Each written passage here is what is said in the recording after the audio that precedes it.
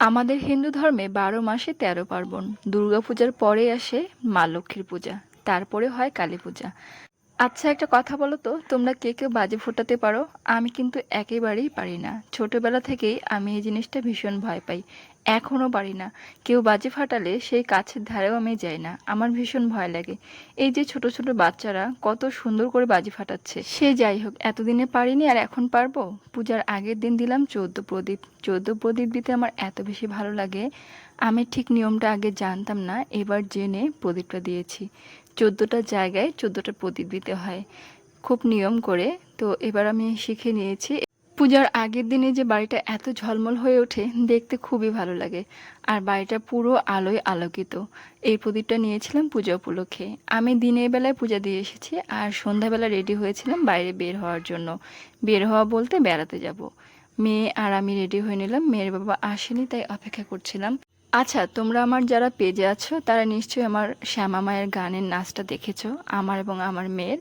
তো আমরা কিন্তু হুট করে গানের নাচটা তুলি। এই গানটা এত বেশি ভালো লাগে, মনটা একেবারেই ছুঁয়ে যায়। আমি প্রথমে একটা রিল দিয়েছিলাম যে গানটার কলিটা কে কে বলতে পারবেন, অনেকেই বলতে পেরেছেন। তো সেই রিলে আমি জানিয়েছিলাম যারা যারা বলতে পারবেন আপনাদের নাম আমি পিন কমেন্টে কিংবা মেনশন করে দেব। আজকের এই লং ভিডিও আমার অনেক ভালোবাসার 3 দিদিদের নাম আমি পিন কমেন্টে দিব, আপনারা প্লিজ তাদের সাথেই থাকবেন আর তাদের পরিবারে যুক্ত হয়ে যাবেন। তারা অনেক অনেক অনেক ভালোবাসা দেয়। আচ্ছা, আমার মনে হয় সবার নিজ নিজ এলাকার পূজা সব থেকে সেরা, ঠিক তেমনটাই আমার কাছেও।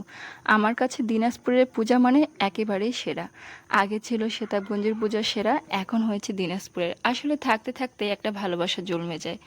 দিনাজপুরের পূজা মানে অনেক বেশি স্পেশাল। এই যে মালদাপট্টিতে এত এত বাজি ফুটাচ্ছিল, আমি একটা ভিডিও ক্লিপ নিয়ে নিলাম। আর আমার বাসার নিচের পূজার কথা কি আর বলবো, নতুন করে একেবারে অন্যরকম সুন্দর। সম্পূর্ণ গলিটা এত সুন্দর করে সাজায়, দেখলেই মনটা ভরে যায়। যেই কয়দিন পূজা থাকে আমরা মা মেয়ে বেশ আনন্দ করি, কতবার বেলকনিতে যাই আর পূজাটা দেখি। মায়ের মুখ দর্শন করে নিলাম, পূজাতে গিয়েছিলাম আমরা। তারপর তো এই যে উপর থেকে বাচ্চাদের শুধু বাজি ফাটানো দেখছিলাম, আর আমরা হচ্ছে তারাবাতি ফুটাচ্ছিলাম মা মেয়ে।